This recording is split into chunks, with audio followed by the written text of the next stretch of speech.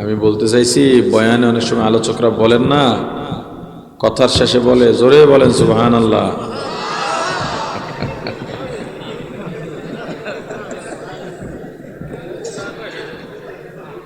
আপনাদের বলতে বলিনি। সালাম বিনিময় শেষ হলো, জিজ্ঞেস করলাম খানা খেয়েছেন? যদি খেয়ে ফেলেন তখন হ খাইছি, এটা না, কি বলবেন? বাস, আপনার জবাব কিন্তু হয়ে গেছে। যদি না খেয়ে থাকেন কি বলবেন?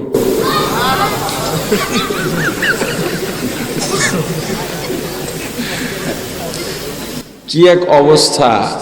আমার দায়িত্ব আমি অবহেলা না করলে আপনার দায়িত্ব আপনি অবহেলা করতে পারবেন না। যেখানে সুবহানাল্লাহ বলার বলে নেবেন, যেখানে আলহামদুলিল্লাহ বলার বলে নেবেন। আমি বয়ানে কখনো বলি না বলেন সুবহানাল্লাহ, বলেন আলহামদুলিল্লাহ।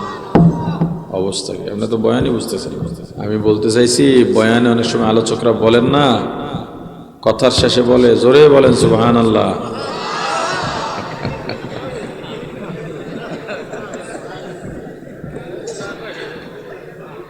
আপনাদের বলতে বলিনি, বলছেন সওয়াব হয়েছে, নিঃসন্দেহে সওয়াব হয়েছে। আপাতত বইলেন না, এতেও সওয়াব আছে, না বলায় না। যেহেতু কথা যেটা বলতেছি গুরুত্বপূর্ণ। এরপরে আলহামদুলিল্লাহ, আল্লাহু আকবার বলতে বলে, আমি এটা বলি না। দেখবেন আমার কোনো বয়ান এটা নাই যে সবাই চিৎকার দিয়া বলেন সুবহানাল্লাহ, চিৎকার দিয়া বলেন আলহামদুলিল্লাহ। এটা আমি বলতে বলি না। কি কারণে? এটা তো মক্তবের স্টেজ। আপনি বয়ানে এসে এখন আমাকে এটা কেন বলে দিতে হবে যে আপনি বলেন সুবহানাল্লাহ? এটা তো আপনার দায়িত্ব, আপনি বলবেন। কথা বুঝেন নাই? এখন যদি বয়ানের মাঝে মাঝে আপনাকে বলতে হয় জবাব দেন, বলেন, এটা তো হলে সৌন্দর্য হলো না। আমি আপনাদের উৎসাহ উদ্দীপনা দেখব, ওই অনুযায়ী কিছুক্ষণ কথা বলবো। এমনি বয়ান ছোট করব, আমি আসার কথা না। মানে তো আমি দাওয়াত দেয় না সেটা না, দাওয়াত তো ভালোভাবেই দেওয়া হয়েছে। আমি সাধারণ সমস্যা থাকলেও আমার এখন আর মাহফিলে যাই না। আমার সমস্যাটাকে আমি প্রাধান্য দিই। এখন যে সমস্যাটা বড় সমস্যা, তবুও আসছি, অল্প বয়ান করে চলে যাব ইনশাআল্লাহ। কিন্তু সেই অল্পটাও যদি আপনারা আরো অল্প করে ফেলান তাহলে তো আপনাদের জন্যই ভালো হবে না বিষয়টা। এজন্য জবাব দেবেন।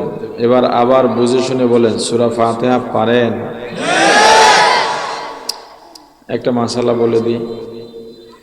এই যে আপনারা বললেন জি, অথচ এই জি না বইলেও উত্তর দেওয়া যাইতো, আর এই উত্তরে আসমান জমিনের মাঝের জায়গা সব দিয়ে বইলে যাইত। আমি একটা এক্সাম্পল দিই আপনাকে। দুপুরে দেখা হলো, দুপুরের পরে আপনি সালাম দিলেন বা আমি সালাম দিলাম, সালাম বিনিময় শেষ হলো, জিজ্ঞেস করলাম খানা খেয়েছেন? যদি খেয়ে ফেলেন তখন হ খাইছি, এটা না, কি বলবেন? বাস, আপনার জবাব কিন্তু হয়ে গেছে। যদি না খেয়ে থাকেন কি বলবেন?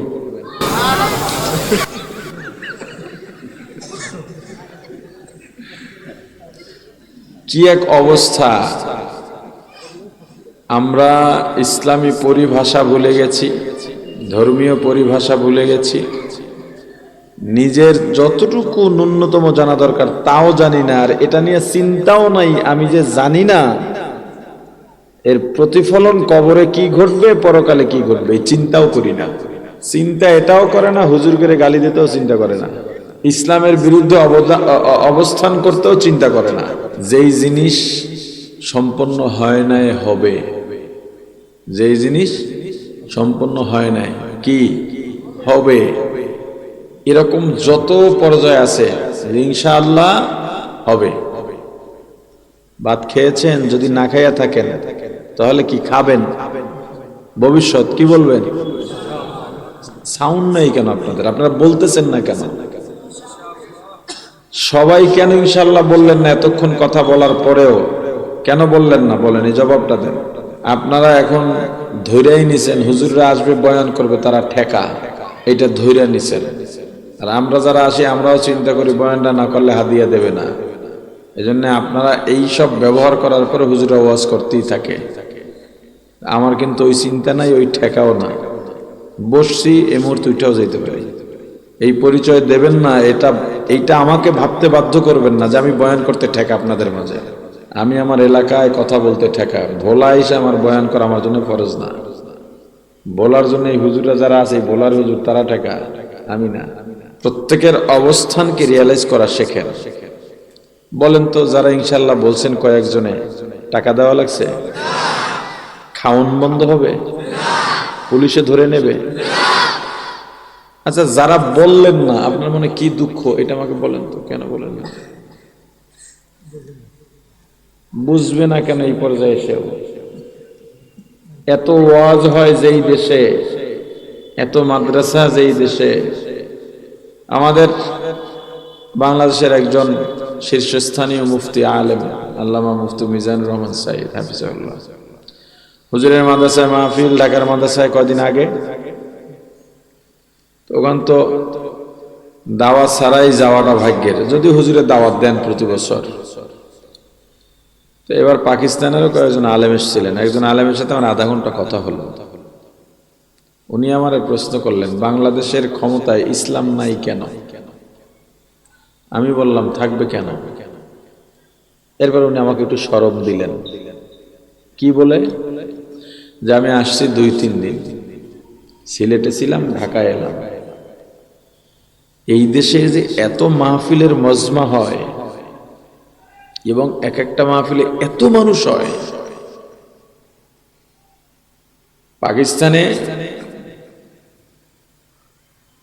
শুধু একটা মাদ্রাসায় দাওরায় সর্বোচ্চ 1500 ছাত্র আছে। কত? এর উপরে পাকিস্তানে কোন মাদ্রাসায় দাওরার ক্লাসে ছাত্র নাই। এর নিচে 50, 60, 100, 150, সর্বোচ্চ 200, তাও খুব বেশি মাদ্রাসায় না। আর বাংলাদেশে 2000-এর উপরে দাওরায় ছাত্র আছে, এমন মাদ্রাসাই শতাধিক। আপনি আমাকে বলেন যে ইসলাম ক্ষমতায় থাকবে কেন? মানে আমার শরম দিল, আমার বলতেছি। আসলেই তো আমি তো তার কাছে আমার দেশ ছোট করতে পারি না। আমি তাকে বলছি, তোমরা তো আমাদেরকে চাইটা বুইটা খাইছিলা, 71-এর পর এখনো গুছাই উঠতে পারি নাই, চেষ্টা করতেছি, হবে সামনে। কিন্তু বাস্তবতা কি? ওনার প্রশ্নের যুক্তি আছে না নাই? আমি কথার মার পেছে জিততে আসছি, ঠিক আছে, কিন্তু ভিতরে তো অপরাধ বোধ অনুভব করতেছি। এই ঠিকটাই ভালো পারেন, আর কিছু না। যারা বলেন নাই, কেন বলেন নাই? কোন অলসতায়, কি কারণে? এই ভুলটা আর যেন সামনে না হয়। কেউ কিছু করে না। এখনো একটা কথা আপনাদের বলা উচিত ছিল। এই ওয়াজগুলো এই জন্যে, কি জন্যে? এই যে বললেন না, এরপরে আবার বলে দিলাম, এই শিখলেন, ওয়াজ এ জন্যে। এর বাইরে ওয়াজের কোনো উদ্দেশ্য থাকতে পারে না। আমি আপনাকে খাঁটি মোমেন বানাইয়া দিতে আসি নাই, জান্নাতে পৌঁছাইয়া দিতে আসি নাই, আমাদের কদার্য কলবকে সালিম বানাইয়া দিতে আসি নাই। বলবেন তাহলে আপনি আইছেন কি লিগা? আমি আসছি আপনার ঘুমন্ত কলবের দরজায় নক করতে, আপনাকে জাগিয়ে তুলতে, আপনার চিন্তার জগতে একটা চিন্তা ঢুকিয়ে দিতে যে আসলে আমার কি করা দরকার, কি করছিলাম এতদিন। এজন্য খুচরা কিছু কথা বলবো, যেই কথাগুলো বলতে বেশি এলেম লাগে না, বড় আলেম হওয়া লাগে না, এই নরমাল যে কেউ বলতে পারে। এই খুচরা কিছু কথা বলবো। আচ্ছা বলেন, খানা খাই নাই, খাবো, কি বলবো সেক্ষেত্রে? মাশাআল্লাহ। বিড়ি খাইতে যাব, কি বলবো?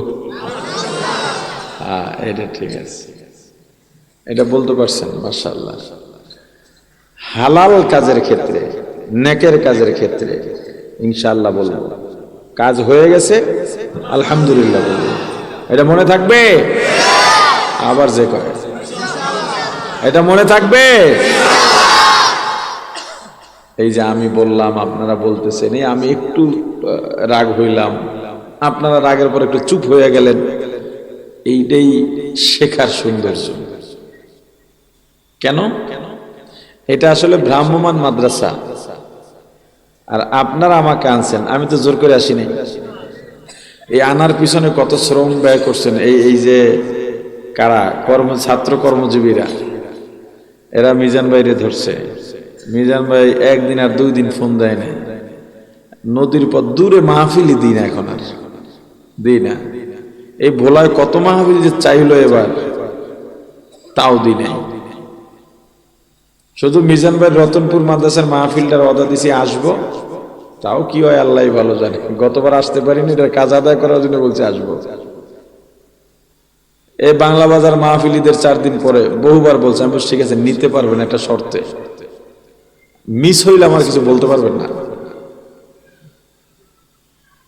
বহুদিন পর ভোলায় আসছি, আপনারা আনছেন বহু তদবির করে, তার মানে আমি খুব গুরুত্বপূর্ণ এটা বুঝাইতেছি না, আমি বুঝাইতে চাইতেছি আপনারা আনছেন, যেভাবেই আনছেন, আমি তো জোর করে আইনি। কালকে যখন মিজার মেরে জানাইছি আমার খুবই সমস্যা, আমাকে রুখসাত দিতে হবে, এর বাবাও অসুস্থ, হে বাপের অসুস্থের কথা ভুলে গেছে গা। এখন আমি না এলে, গতবার নাকি এখানে মূল আলোচক আসেন নাই, এরা আর মাহফিলি করতে পারবে না এসে। এখন মিজান ভাই তোমার কাছের মানুষ, বন্ধু মানুষ, বলছেন আপনার মুখ যায়, মুখ দেখাইতে পারবে না। অন্য কমিটি আমার যখন বলে যে হুজুর মুখ দেখাইতে পারবে না, আমি বলছি মুখ আপনার একার আছে, আমার নাই।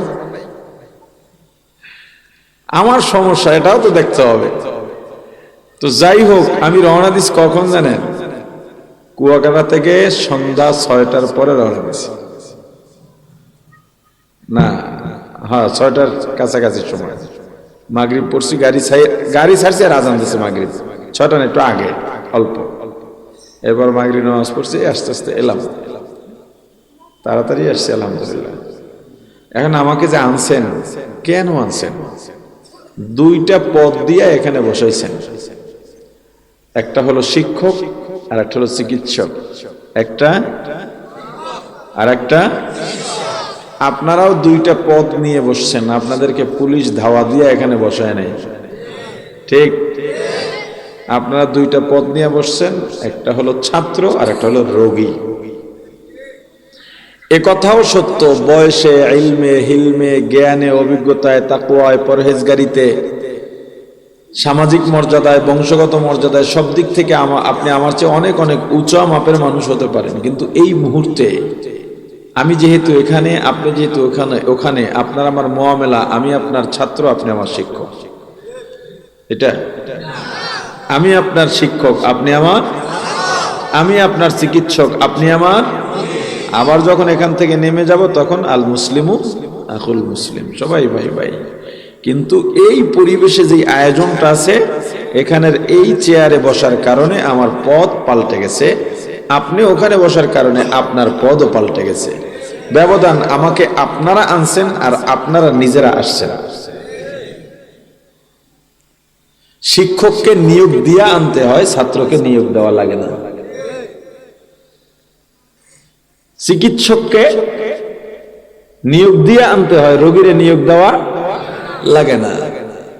এখন এই যে শিখাইলাম, ক্লাসের সৌন্দর্য, এটা না পারলে শিক্ষকরা ধমক দেয়, এটা হয়। আমাদের দাওরার বছর আমাদেরকে যিনি মুসলিম সানি পড়াইছেন 2য় খণ্ড, ওনার বয়স আমার থেকে বেশি না, কিন্তু আমাদের ক্লাসে আমার বয়স থেকে বেশি বয়সের যে ছাত্র ভাইরা ছিলেন, তাদের থেকে ওই হুজুর ছিলেন ছোট বয়সে, এবং এটা এখন অহরহ হচ্ছে।